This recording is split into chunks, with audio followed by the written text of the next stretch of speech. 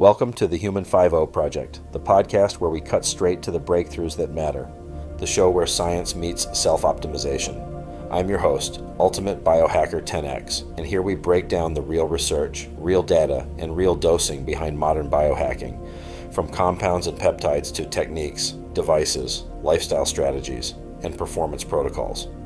Most people jump in and jump out before they get the gold, so we're keeping it tight and delivering the essential insights you need without the fluff. If you've taken the time to hit play, we'll make sure you walk away with valuable knowledge that can transform your approach to longevity, health optimization, and beyond.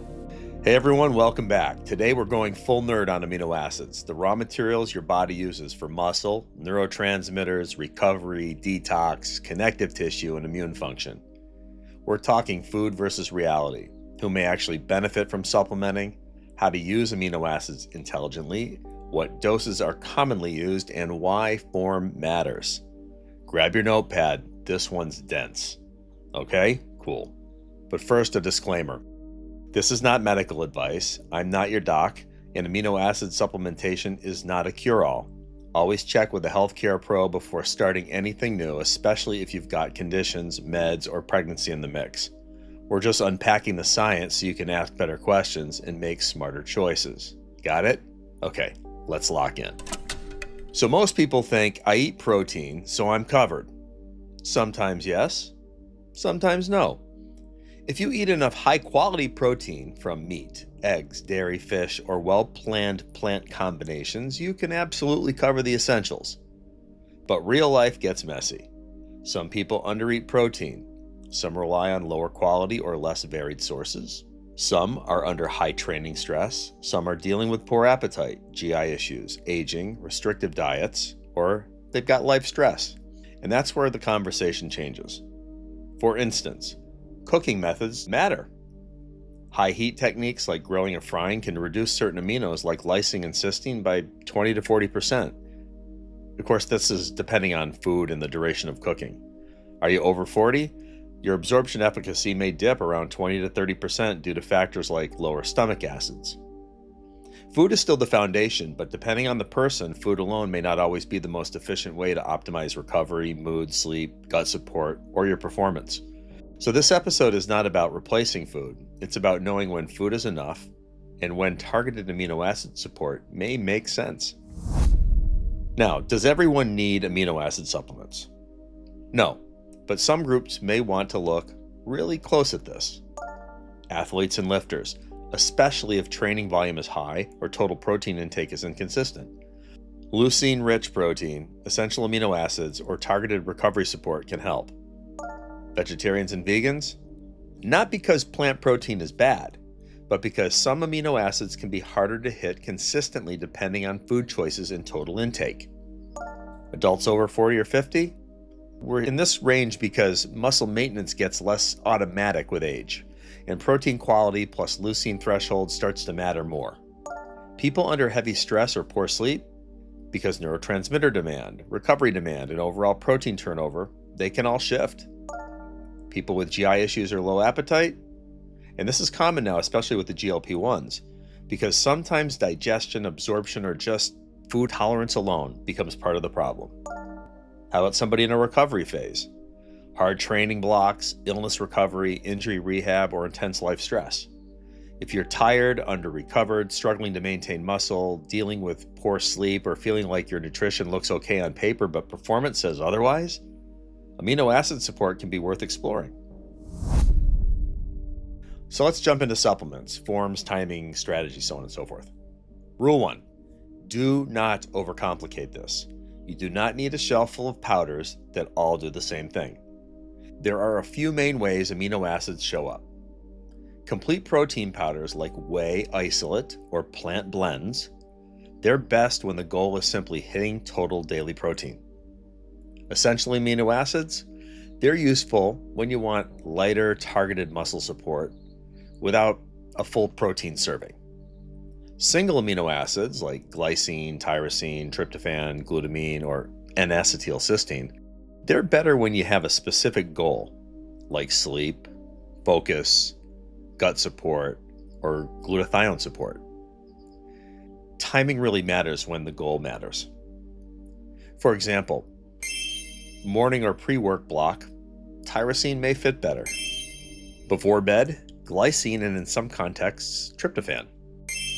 Post-workout, protein, essential amino acids, or leucine-rich support. Gut support, glutamine is usually taken consistently rather than obsessing over the exact timing. And start simple.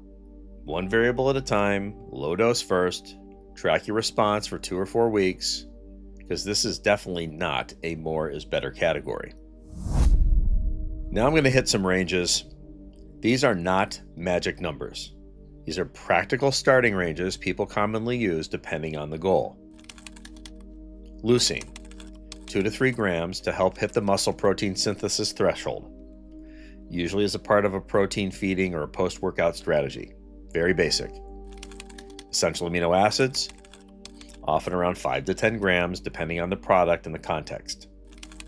Branched chain amino acids, usually less useful if total protein intake is already solid, but some people still use around 5 to 10 grams around their training sessions. Lysine, often 1 to 3 grams a day in targeted protocols. Methionine, usually not something most people need to supplement casually unless there's a specific reason. Tryptophan, often 500 to 1,000 milligrams in targeted sleep or serotonin support contexts. Tyrosine, often 500 to 2,000 milligrams depending on the goal, usually away from protein-heavy meals. Glutamine, commonly 5 to 10 grams daily for gut support or recovery-focused protocols. Glycine, 3 to 5 grams before bed, is one of the cleaner, simpler use cases in this whole category. And acetylcysteine, often 600 to 1,800 milligrams a day, depending on the goal and the tolerance. The point is not to take all of them. The point is to match the compound to the job. So here's the quick science. Most amino acid supplements are sold in forms your body can actually use. That matters because chemical form affects how a compound behaves, how well it's tolerated, and sometimes how well it's absorbed.